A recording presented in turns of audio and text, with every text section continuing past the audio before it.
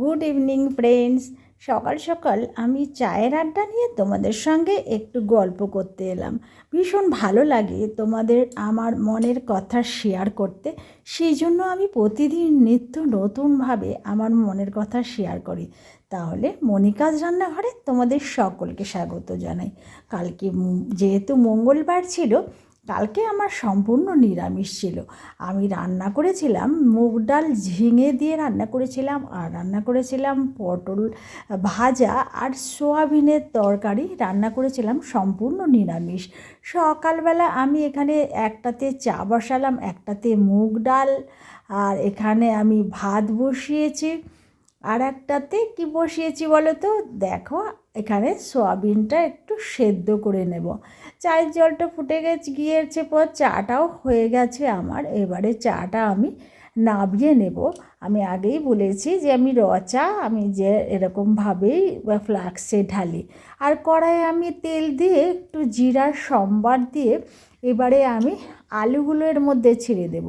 ততক্ষণে দেখো এখানে ডালটা আমার ফুটে গেছে। ডালটা ফুটে গেছে পরে ডালটা অবশ্যই কমিয়ে নেব, না হলে কী হবে বুঝতেই পারছো, গ্যাসে উতলে পড়ে যাবে আর আমার একেবারে সর্বনাশ হয়ে যাবে। সেই জন্য আমি কমিয়ে দিয়েছি। আর এখানে আলুর মধ্যে আমি লবণ আর হলুদ দিয়ে দিয়েছি। এবার আমি একটু নেড়ে নেব এবং আমি সমস্ত এই আলুগুলো একটু ভেজে নেব।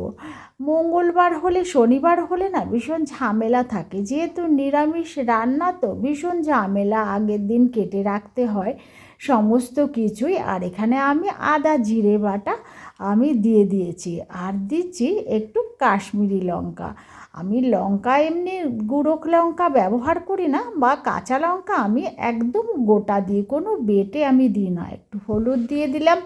এবারে আমি সব শুদ্ধ নিয়ে একটুখানি কষাবো, একটু লবণও দিলাম, কারণ ঝোল তো একটু লবণ তো লাগবেই। আগে যে লবণটা দিয়েছিলাম সেটা আলু ভাজায়। এবারে আমি ভালোভাবে সব শুদ্ধ একটু কষিয়ে নেব। ততক্ষণে আমার এইদিকে ডালটা মোটামুটি ফুটে যাচ্ছে। আর এখানে আমি লঙ্কাগুলো কাঁচা লঙ্কাগুলো আমি দিয়ে দিচ্ছি। আমি আগেই বলেছি আমি যে গোটা কাঁচা লঙ্কা আমি রান্নার মধ্যে দিই। এবারে আমি দেখো সম্পূর্ণভাবে কষে গেছে। এবারে আমি একটু টমেটো পেস্ট করে নিয়েছিলাম, আমি এবারে এটা একটু দিয়ে দিয়েছি। এবারে একটু আবার ভালোভাবে একটু কষিয়ে নেব। টমেটোটা না আমি এরকমভাবেই একটু পেস্ট করে দিই। এখন আর পেস্ট করি না, এখন ঘষে দিই আর কি।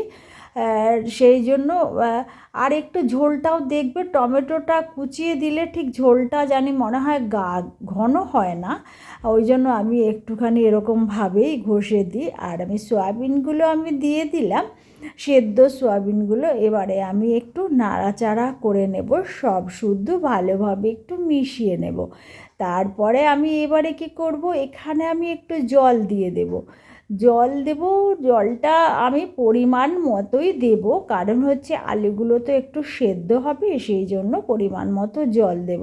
তবে আমি খুব বেশি ঝোল রাখবো না, কারণ বেশি ঝোল রাখলে আমার ঘরে খেতে চায় না। এইদিকে ডালটা দেখো ফুটে গেছে, আমি ওর মধ্যে ঝিঙেগুলো দিয়ে দিলাম। মুগ ডাল না ঝিঙে দিয়ে খেতে খুব ভালো লাগে, ঝিঙে কুমড়ো এইসব দিয়ে খেতে মুগ ডাল ভীষণই ভালো লাগে। সঙ্গে আমি এখানে কাঁচা লঙ্কা দিয়ে দিয়েছি, কারণ হচ্ছে আমার সব কিছুতেই আমার বর আর আমার ছেলে না কাঁচা লঙ্কা মেখে খায়, আমার মেয়ে আবার খেতে চায় না, কোনো লঙ্কাই খায় না।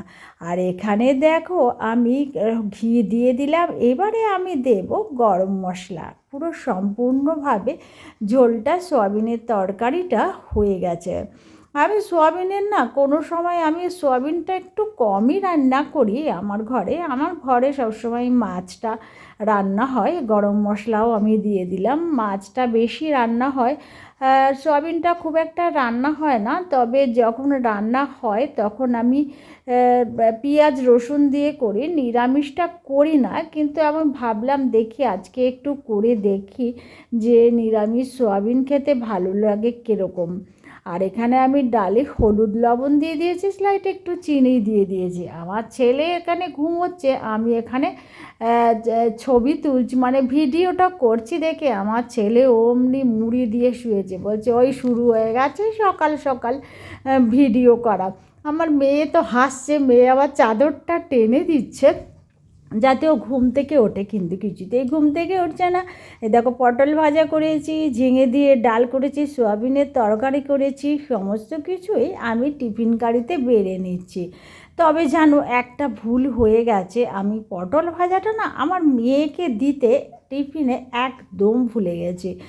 আমি নিজেই পরে ভাবছিলাম যে আমি পটল ভাজাটা দিইনি, আসলে এতটুকু একটা টিফিন বক্সে ভাত নিয়ে যায় না যে আমি কোথায় কি ভাজা দেব বুঝে পাই না। আর আমার কর্তা আর আমার মেয়ে দুজনে মিলে বেরিয়ে যাচ্ছে অফিসে, প্রত্যেকটা দিনই বাবার সঙ্গেই অফিসে যায়, একই ট্রেনে যায়। আর আমার ছেলে এখানে ল্যাপটপে কাজ করছিল, মানে লেখাপড়া করছিল, কিন্তু যেহেতু একটু গ্যাপ পেয়েছে সুতরাং একটু মোবাইল দেখছে। আর এখানেই ল্যাপটপটা ফেলে রেখে দিয়ে গেছে। আমি সমানে বলছি ওরে বন্ধ কর বন্ধ কর, কিছুতেই বন্ধ করবে না ল্যাপটপ। ও ওই রকম অবস্থায় ফেলে রাখবে, বলে আমি তো এক্ষুনি আসছি, আমি ক্লাস করব। আর আমি এখানে ফ্রিজটা একটু মুছে নিই, ফ্রিজটা না এ বাড়ি ও বাড়ি করতে করতে আসার দিনকে যেদিনকে এসছি সেদিন আমি যদিও মুছে এনেছি, কিন্তু তাও যেন একটু মনে হচ্ছে জানি কালো কালো হয়ে গেছে। আমি না ফ্রিজটা একটু কারেন্টটা বন্ধ করে, সুইচটা বন্ধ করে আমি একটু সার্ফ দিয়ে একটু জল দিয়ে একটু মুছে নিচ্ছি। তারপরে আবার শুকনো গামছা দিয়েও আমি মুছে নিচ্ছি আর কি, কারণ যেহেতু সার্ফের জল সুতরাং একটু সাদা সাদা ভাব হবে, ওই জন্য আমি সব মুছে নিচ্ছি। আমার বেশ একটু পরিষ্কার পরিচ্ছন্ন থাকতে আমার ভীষণ ভালো লাগে। আর একটা সাংঘাতিক কাণ্ড হয়েছে, একটুর জন্য রেহাই পেয়ে গেছে আমার রাম ঠাকুর। আমি রাম ঠাকুরকে সিংহাসনে রেখেছিলাম, আমি দেখি সামনের দরজাটা একদম নিচের দিকে ঝুঁকে গেছে, অর্থাৎ মাঝখান থেকে ভেঙে পড়ার সম্ভাবনা ছিল। রাম ঠাকুরের তো পাথরে যেহেতু প্রচণ্ড ভারটা রাখতে পারছিল না, আমি তাড়াতাড়ি আমার ছেলেকে ডেকে ঠাকুরকে আমি নিচে রেখে দিলাম যাতে ভেঙে না পড়ে যায়। একটুর জন্য সর্বনাশ থেকে আমি বেঁচে গেছি। আর এখানে আমি মশারি দেখেছো, এত মশা না, 3 তলা হলে হবে কি, আমি মশারির নেট দিয়ে দিয়েছি। নেটটা না আমি নিজেই লাগিয়েছি, আমি জানলার মধ্যে ডিমের যে দড়িগুলো আছে না, সেই ডিমের দড়িগুলো ছোট ছোট করে কেটে আমি জানলার সঙ্গেই সেট করেছি। দেখো দেখতেও ভালো লাগছে আর মশাগুলোরও উৎপাতটা একটু কমবে।